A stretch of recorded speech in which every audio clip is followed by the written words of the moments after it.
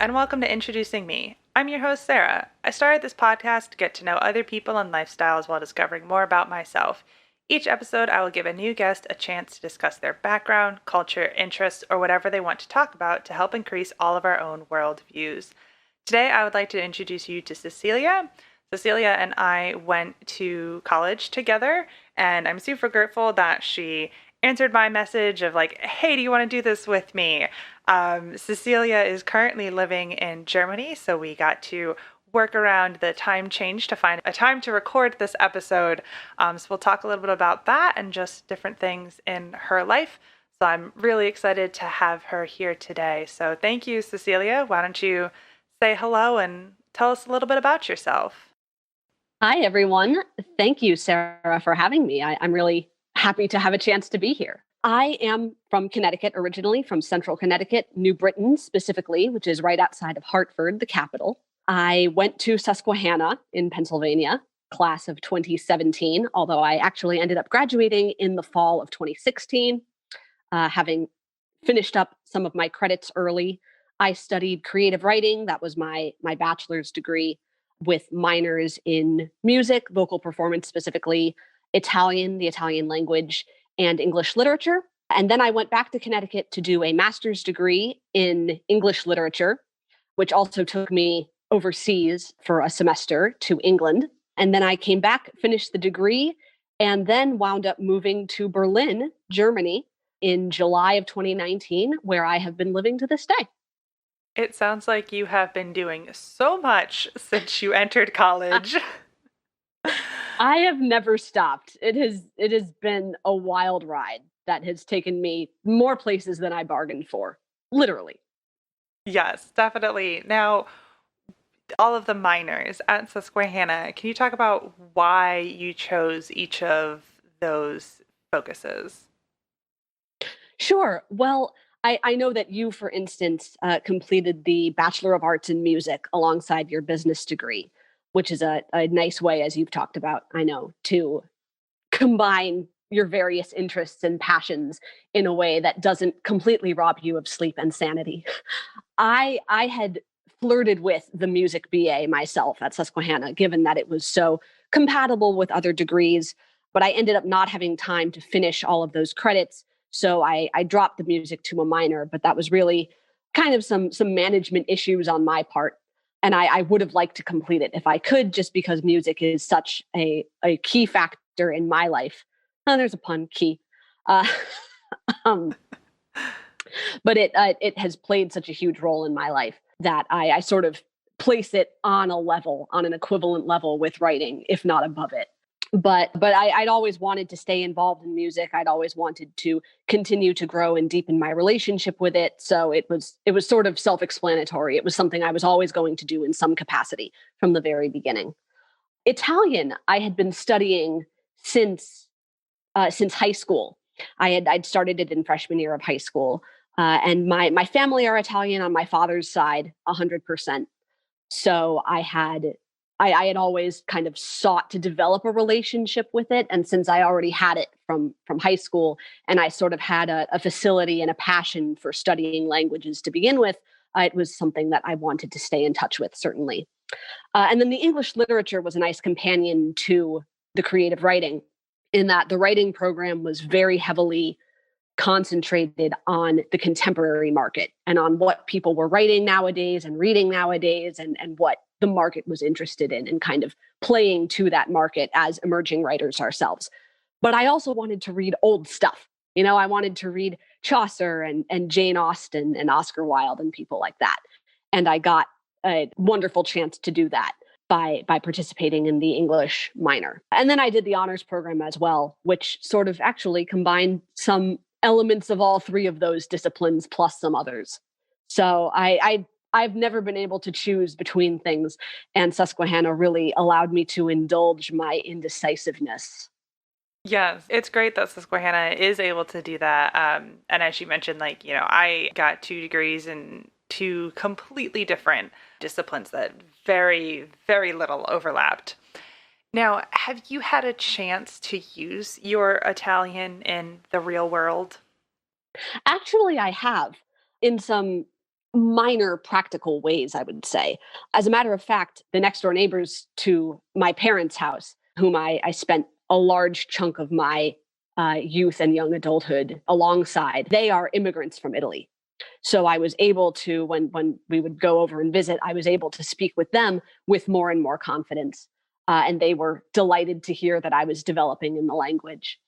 I've also used it to some extent since I've been in Berlin. There are many Italian immigrants here. Berlin is a very international city in any respect, I should mention. But given that Italy is a fairly close neighbor to the south, there are a lot of Italians who just sort of end up migrating here for one reason or another. And there are communities who really go out of their way to speak it. So I've gotten involved in them tangentially, even though I also really need to be perfecting my German, which is a slow but sure process. I've used it the least in my own family because most of them have little to no grasp of the language anymore. First of all, the textbook Italian, which is really what I was studying, is more based in sort of the proper language of the North. And my family come from the South, specifically from the regions of Calabria and Puglia, which are sort of in the arch of the boot. If you're visualizing a map of Italy, I have a lot of friends with Sicilian ancestry from the island of Sicily, and that is not where we're from, but sort of adjacent to it, or almost adjacent, kind of nearby. And the language there is very different. It's much more stunted and closed in terms of vowel sounds. So there can be some communication breakdown to begin with. But the story of my family emigrating from there to the United States was that my grandparents who were born in the United States, kind of on the East Coast, learned from a young age to assimilate and to practice their English as often as they could. And that was, of course, to the detriment of their proficiency in Italian, so that by the time they were, only my grandma is left now, but by the time she has reached the age that she is now, she speaks Italian rarely, if ever. So one would think that I might have the most occasion to practice it among my own kin, but actually the exact opposite has happened. Right, but that's really cool that your neighbors growing up were Italian and you had people like right there while you were learning it in school that you could then actually converse with. Yeah, yeah, I was really grateful to have sort of that transplant, or kind of an opportunity that was supplanted where my family would not have been. And my family all lived very far away anyway, out of state and kind of in far flung regions. So I wouldn't have had as regular a chance to practice with them anyway. Now, with a name like Cecilia, when you are in Germany, do people think you are Italian? Do they know that you're American? What sort of experience do you get when interacting with strangers? Because you also said you are still working on German. Oh yes, absolutely. It's been a trying process. And German, I should mention, one would think that English, being a Germanic language, or derivative of the sort of Saxon languages that ended up comprising German, that it might be fairly easy to pick up German, and not so, I should say. It's got a lot of sort of very rigid rules, and people don't necessarily understand you if you get the order of certain words wrong, or they'll mock you for it good naturedly, but still it doesn't do a whole lot for your confidence. So learning German is a process in and of itself.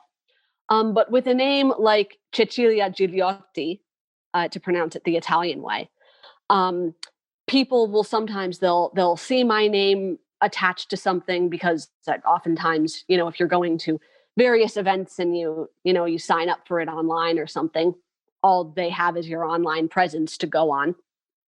So they'll look at my name, or they'll see me, and without having any frame of reference for me, without having any prior knowledge of me, they will assume automatically, they'll make the snap judgment that I'm from Italy, and not that I'm from the States, or not that my first language is English or anything. So it takes a bit of maneuvering, I would say. There are no, I think, specific anecdotes that I have to support that theory or to support that experience. But there's sort of this cognitive dissonance that occurs. And I, of course, am trying to make as good an impression as I can, sometimes sometimes trying to speak German, or sometimes I will. I mean, I do consider myself, if not fluent, then at least with an advanced working knowledge of Italian. So sometimes I'll speak Italian to sort of assert my presence or assert the access that I have to the European experience. Um, and sustain that for as long as I can. But oftentimes there isn't really the chance to do that or the occasion. So I'll sort of end up speaking in a garbled mix of German and English until we, whomever it is that I'm speaking with, and I can come to some agreement on how to communicate. But this mix of cultures and this sort of judgment that does not take everything into account, which is what all judgments are really, makes for an interesting experience. And given that so many people in Berlin kind of speak so many different combinations of languages, it just adds to the polyglot mix. Yes, it's definitely got to be something interesting to always be working through. Now, you mentioned the culture where you are. Mhm. What has, I don't know, surprised you the most, or what is the most different thing that you have experienced since being in Germany for a little while now? Hmm. That's a really good question. Well, one thing, I mean, I had, let's keep in mind, I had next to no knowledge of Berlin before arriving here. And I guess I should even explain why I was here to begin with, honestly. I came here because I had finished my degree, which was serendipitous timing, because I had been offered a job at a small startup. And Berlin is sort of a startup capital of the world, or at least of the West. A lot of people, especially for tech startups, actually, a lot of people tend to flock to Berlin because it's a particularly hospitable environment. It's a very artistic city. It's a very young city, actually, and it's full of young upstarts who want startups, which is a phrase I just came up with now. So I was offered a job actually writing and adapting fiction for a small publishing startup. Essentially, they began life as an online publishing forum.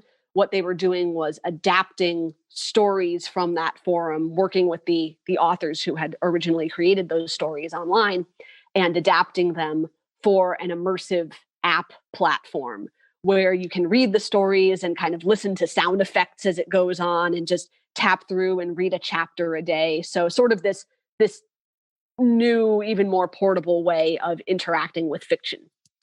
And I mean, the company itself was very international. English was sort of its primary language. The founders, there was one founder whose family had come from Lebanon originally, but he has been in Germany for a while and is proficient in the language. The other founders were Canadian, so they came over and had very little knowledge of German and are still kind of working on it, I think.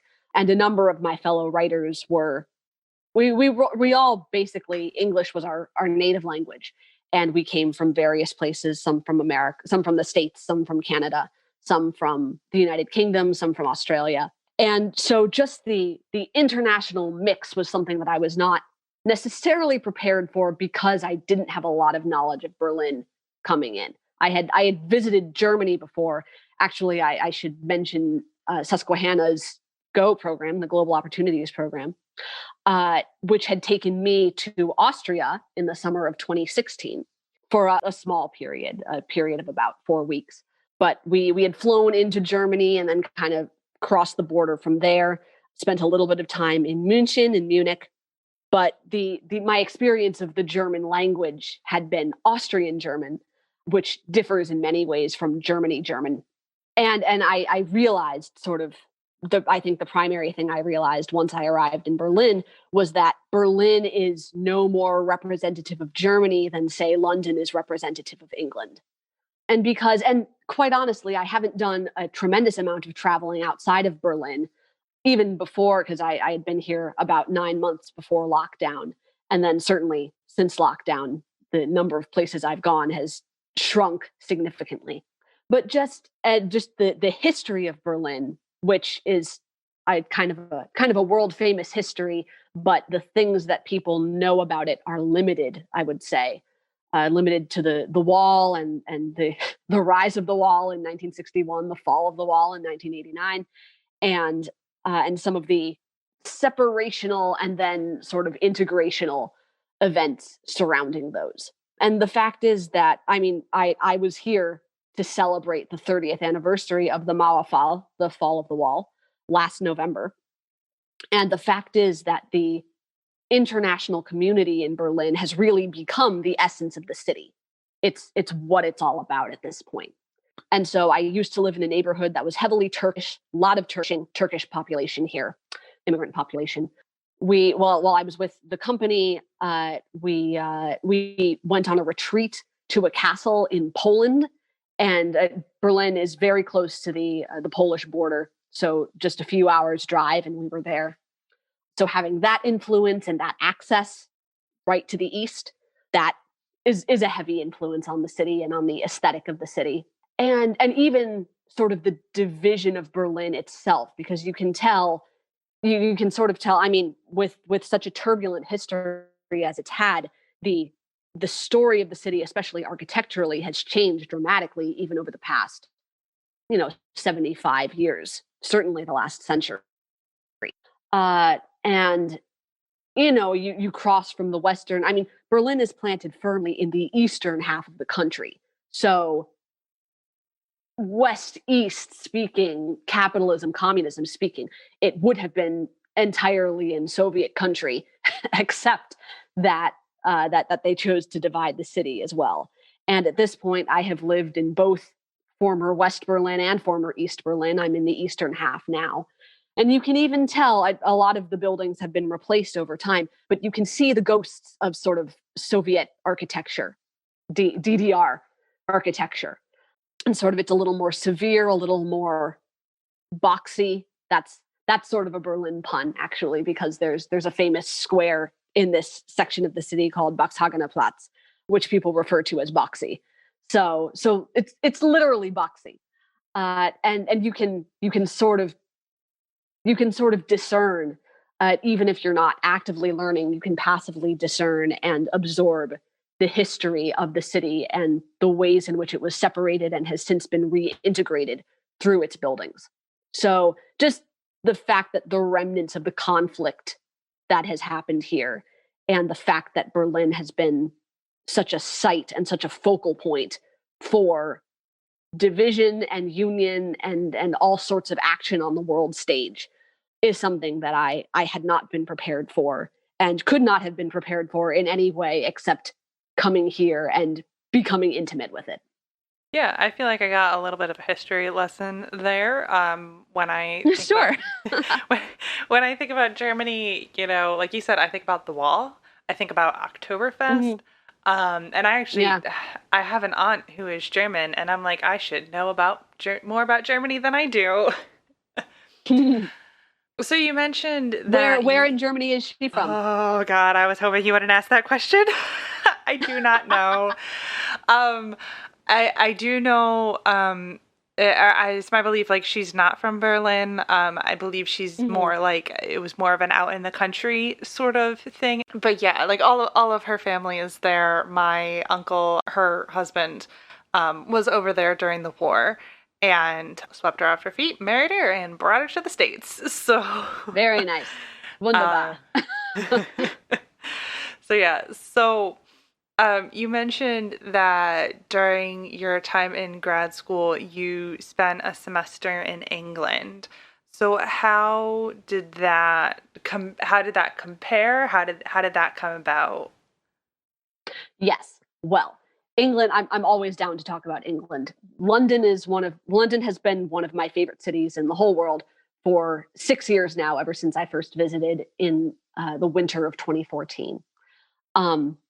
And I've loved it as well because of its many layers. I think London has some layers in the way that Berlin does not have, simply because Berlin was such a central point of World War II, and much of it was just razed to the ground and had to be physically rebuilt over the course of time. London, of course, participated in the Second World War, but more of it was retained, just architecturally speaking and physically speaking.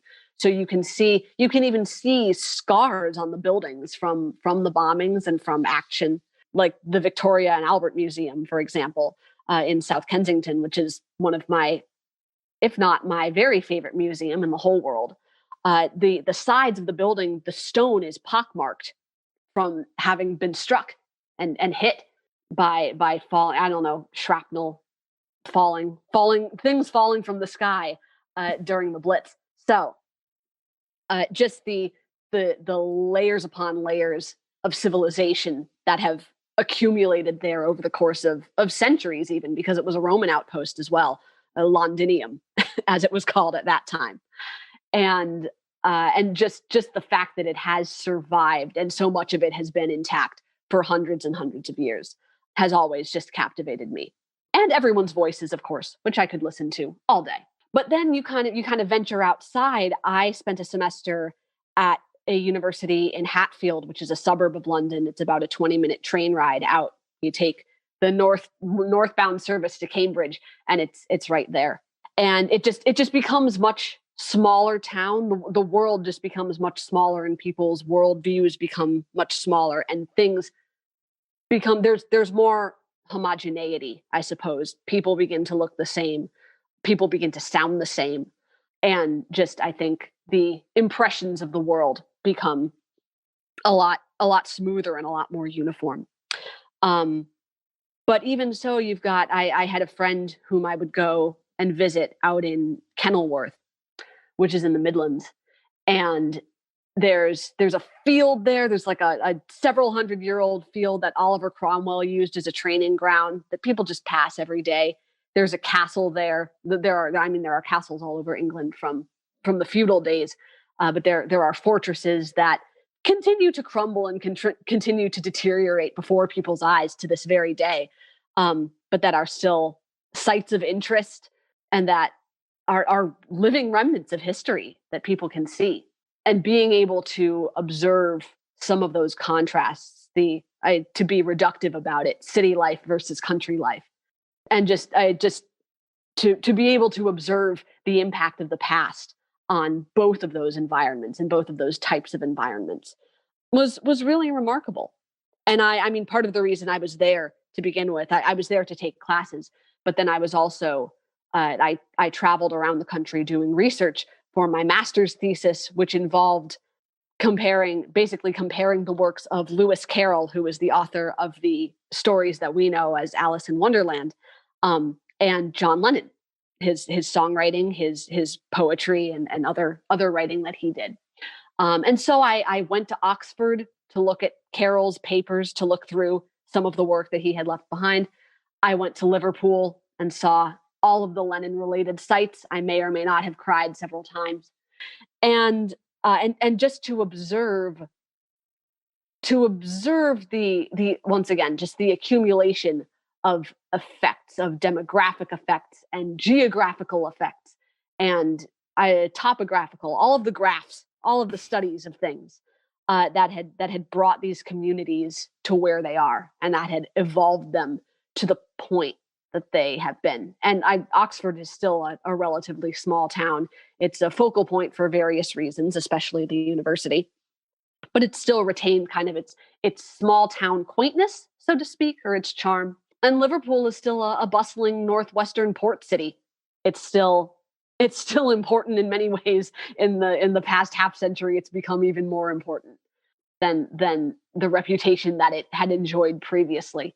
So it's just remarkable. And for anyone who is interested in art or anthropology or the effects of humanity on the earth and the earth on humanity, it's just a phenomenal thing to ponder. And it's all around you when you travel to a place like that. Definitely. As you were talking, I was just like, wow, I really miss being in England and I Yeah, miss all of, like, I'm not a big history buff. sure. But like you talking about all this stuff, I'm like, it is so beautiful. It is so nice. And especially with the pandemic, like it's not like I'm going very far anyway. Right. That I think sharpens the nostalgia and makes it all the more acute. I look through photos and I see even events that are still taking place. either online or in very limited in-person capacities. And I say, if only I could be there. And my relationship to London is at this point much more casual. I stayed behind a little while after finishing the semester, moved into the city for about a month, and ostensibly started work on the thesis on the paper that I was writing. But even then, and at that point, I felt like I knew the city better than I knew any city. And then, only a few months later to turn around and come to a city I had never visited, which I now know even more intimately, arguably, than I ever knew London or have ever known London. And yet there's still so much of Berlin that I feel that I've only scratched the surface. And we're now in another stage of partial lockdown here as well, and have been since the beginning of November.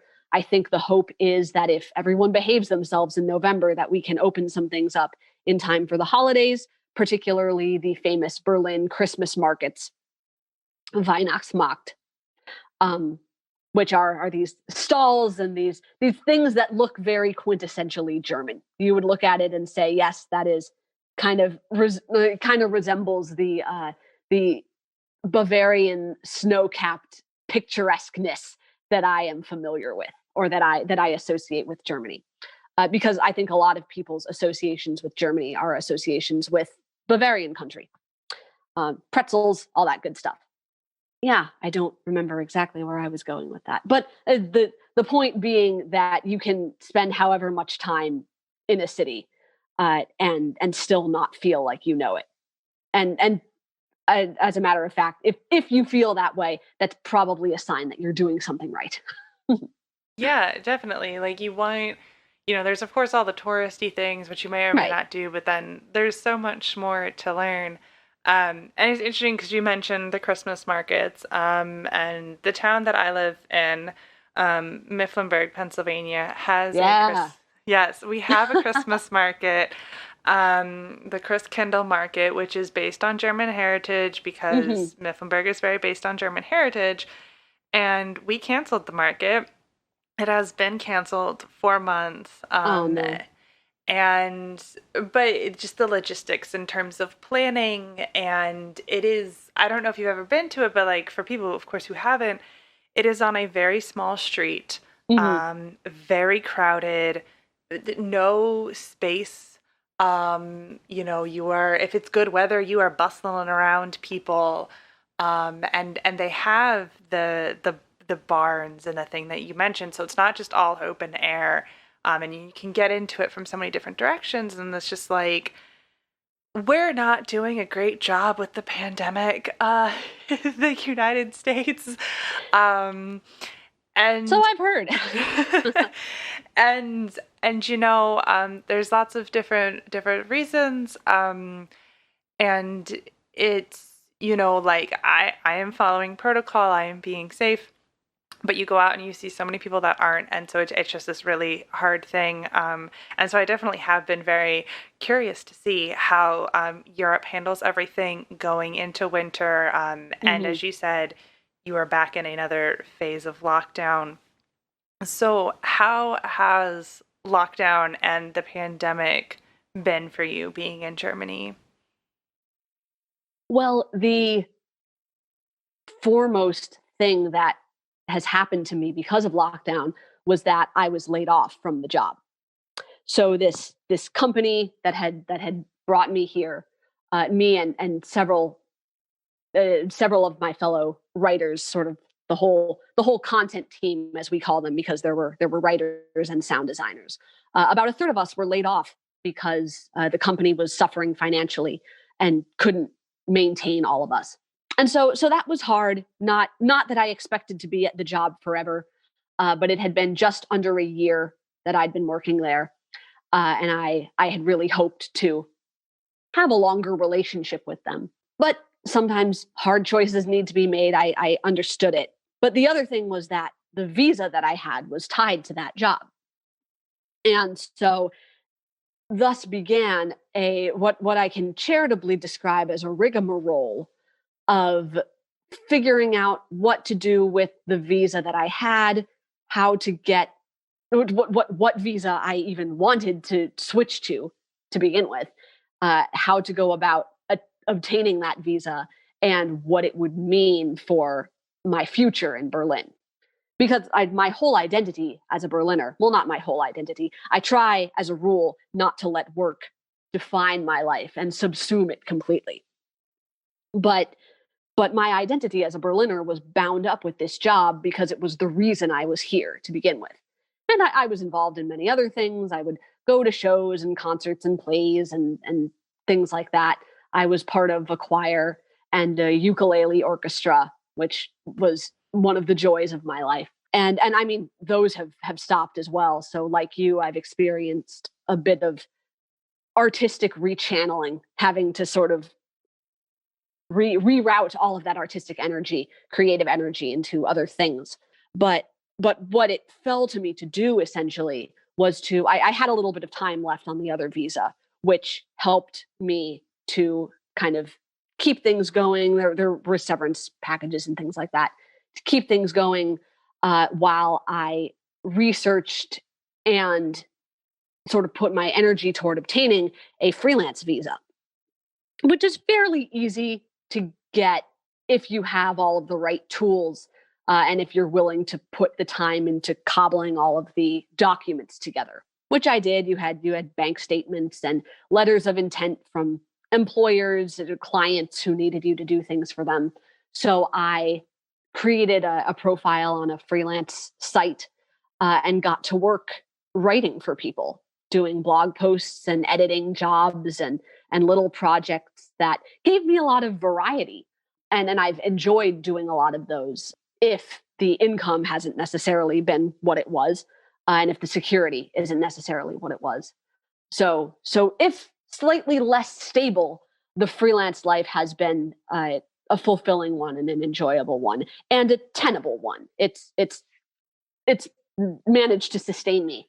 And in the middle of pursuing this freelance visa, which sort of took the course of the summer, I actually was offered another full-time job. I interviewed with another company and was offered the job and accepted the job. It then was incumbent upon me to submit paperwork to the Ausländerbehörde, which is the sort of the immigration office, to change the name of the employer that my previous visa had been attached to. They, like every government office in Berlin, have been backed up like nobody's business because of the pandemic and processing all sorts of paperwork that they didn't have to before, and just severely behind in the work that they had to do. And for some reason, I was not on their priority list, even though what they would have had to do to change the name of the employer on my visa was, I think, minimal. And they didn't do it in time. It took weeks of, I kept getting on the phone with everyone I could, trying to figure out what was going on. I could never really get a definitive answer. And eventually, the company, who had never hired an American before, by the way, so I think that my visa situation was more complicated than some others. I wouldn't be surprised if it was. Eventually, the company had to reopen their search and offer the position to someone else, presumably, again, with a less complicated visa situation. And that was a big disappointment, just because I thought that it could have been avoided. So then in the meantime, it was back to the drawing board in terms of a freelance visa. So I worked with an immigration lawyer who was exceedingly patient and kind and helpful. And we managed to get together all of the requisite documents. It then took a while to actually secure an appointment at one of the locations of the Ausländerbehörde, the Bürgeramt, as they're also known. And I had the appointment finally on October 20th, 6 months after being laid off originally. I went in with all of the paperwork and came out a few minutes later with a statement saying that I would be granted the freelance visa, which I am currently awaiting in the mail. So just the fact, just think about the fact that getting a whole new visa, being approved for a whole new visa, was apparently doable in a way that simply making a modification to the old visa was not. That's something that will never make sense to me.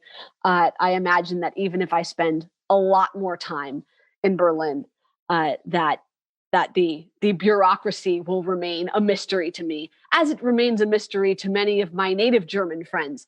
They're just like, oh, anytime they can wait until the very last minute to do something, they do.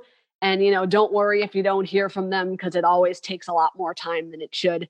And it's just something that I think a lot of Germans, and therefore a lot of expats, have to resign themselves to.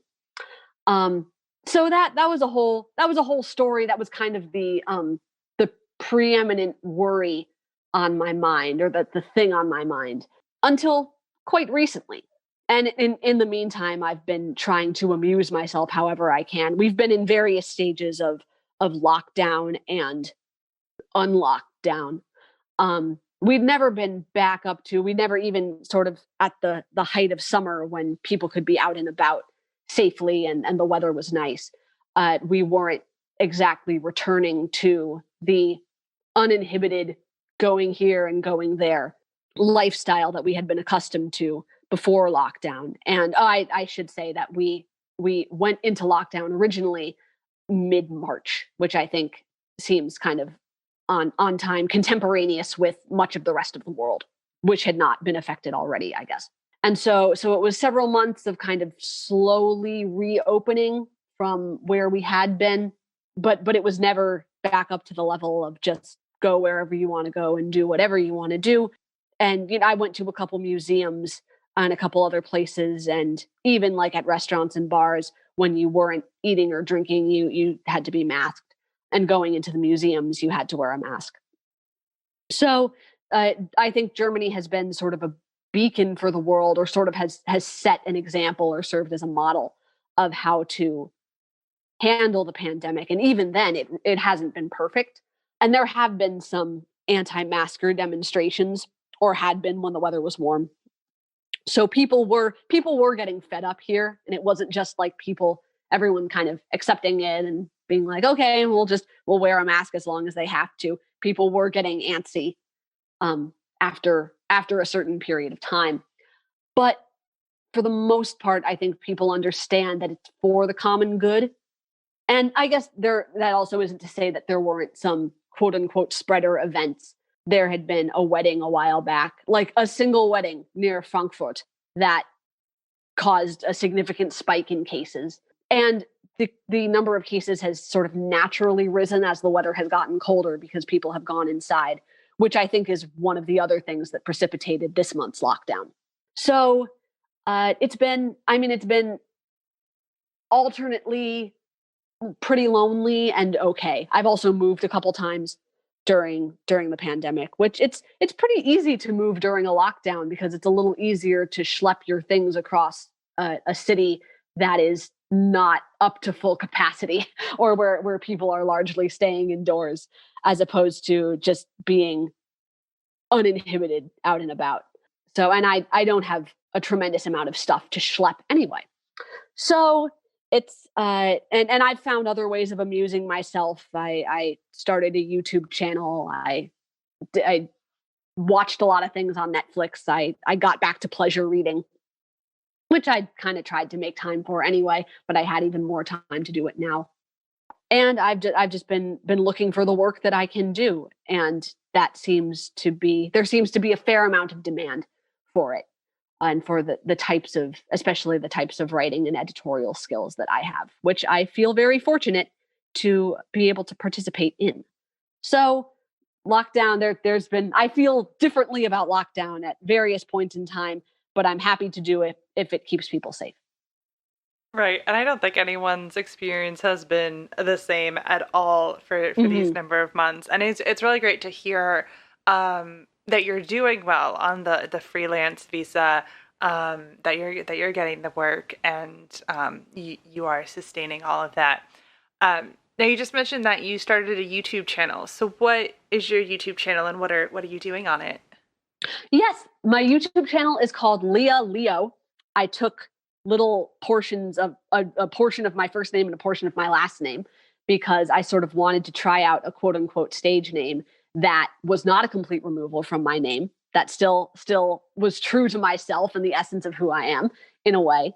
And it's mostly been me covering songs just with voice and ukulele. So it's something very simple, pretty lo-fi, um, and something that has brought me a lot of joy. I started playing the ukulele in 2017 when my aunt gave me the ukulele for Christmas. I named my ukulele Uke Skywalker, and it's just become one of the primary creative forces of my life. It's allowed me to engage on an even deeper level with all the music that I already love. And it's helped me to become more of a songwriter and develop a songwriting personality in and of myself. Although I have yet to post any original content on the channel. But I still have relatively few videos up. I kind of only can get back to it every once in a while. But I spent so much time just playing and singing on my own that I thought it might be nice to share it with people. Yeah, that's super great and super wholesome.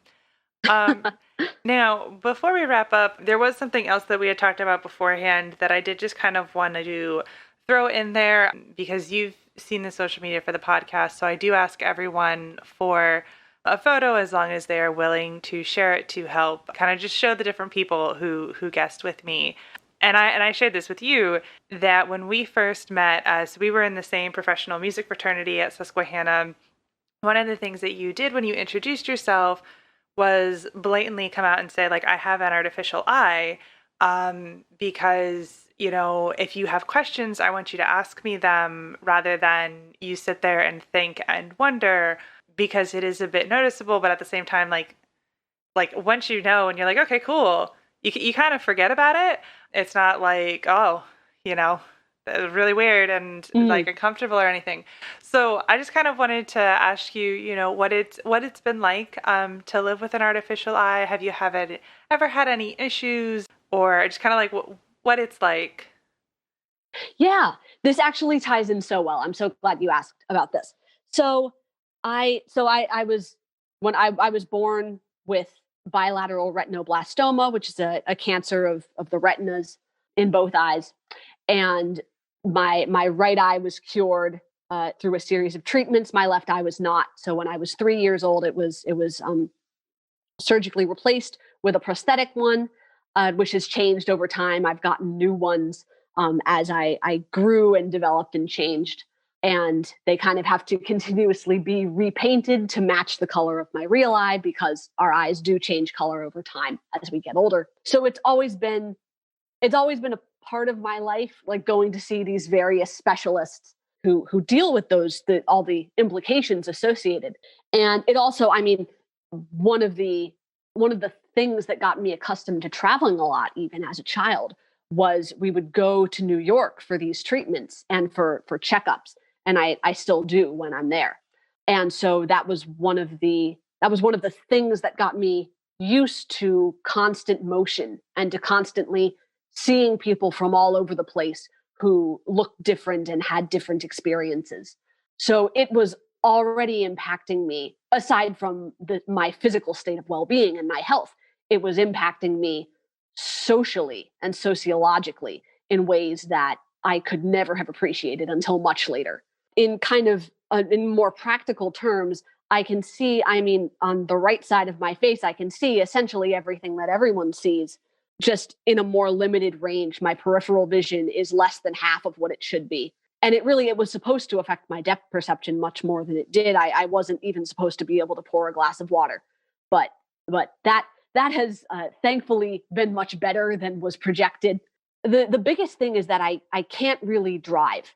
I took a road test a couple times and failed it just because of sort of the limitations of the range of my vision. I was pretty good at driving. I was not very good at parking.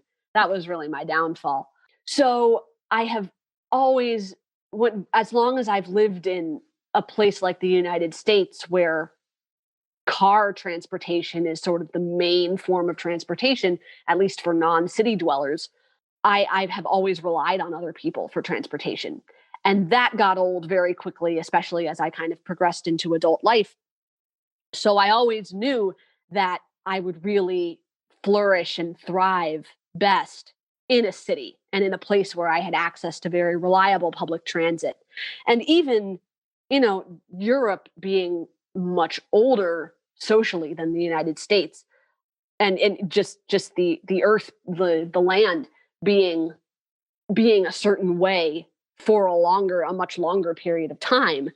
You have cars, but they're smaller in general, and people still rely heavily on trains for transportation between cities, between countries, and it's just a much more common form of transportation than it is even in the States.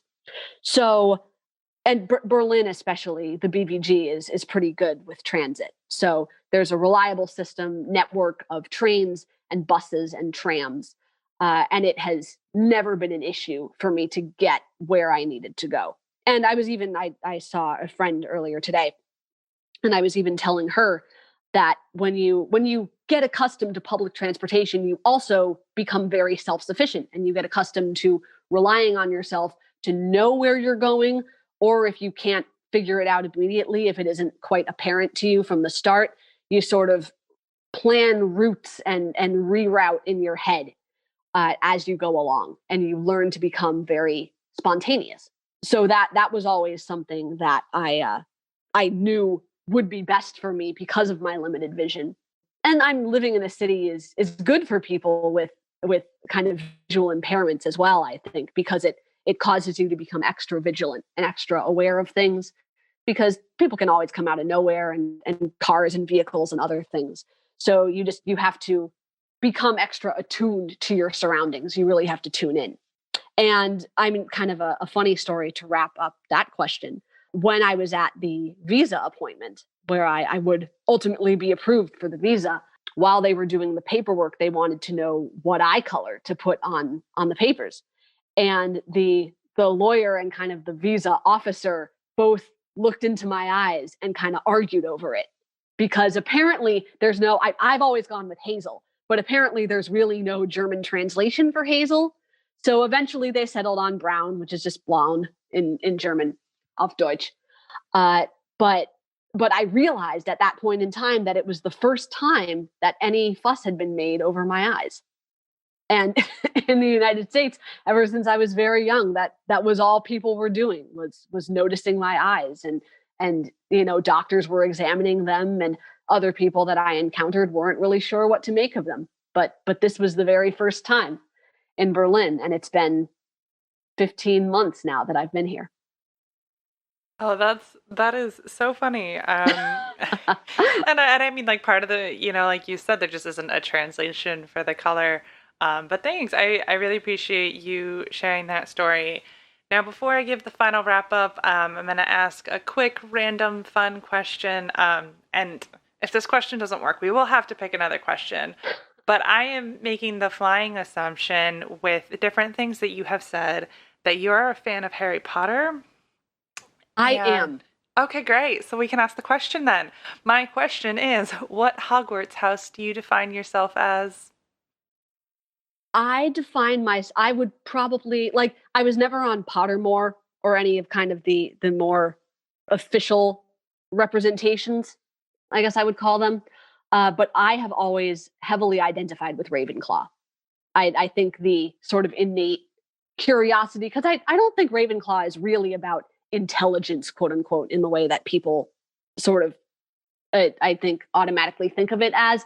I think it's more about curiosity and the willingness to be a lifelong learner, and just the eagerness to participate in the world and to learn a little bit more than you already knew.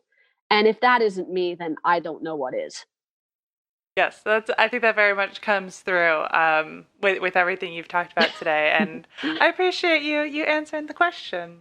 Of course, I do. I want to say I think it's a real shame about J.K. Rowling, Yes, but yeah, I know that everyone is that's dealing always with a it. disclaimer you have to do now. Yes, yes, it is. It is a good disclaimer to have, and everyone's of course dealing with it differently. But you if you look at one thing and try to define it by its whole story, you're never going to love everything that you see. Absolutely. Like if you look at the company Disney, there's so much involved in it, and you can love this one thing and say, "Hey, I really don't like this other thing." So I think Hmm.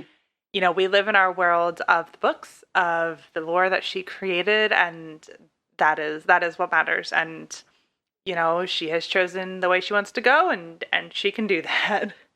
That's a great perspective.